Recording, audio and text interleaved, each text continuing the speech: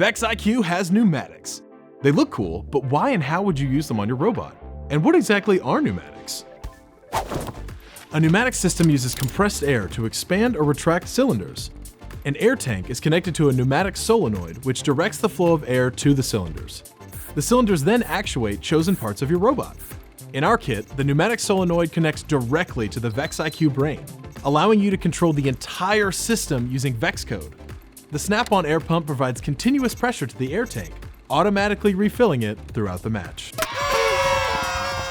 Adding pneumatics to your robot can increase its number of functions, giving you the freedom to allocate motors to other areas that require more power. For example, on this robot, we were able to utilize the pneumatics kit to rotate, open, and close the claw.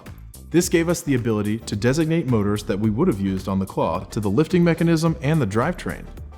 In the classroom and on the competition field, our pneumatics are going to take your robot design to the next level. Head to iq.vex.com to order your kit today.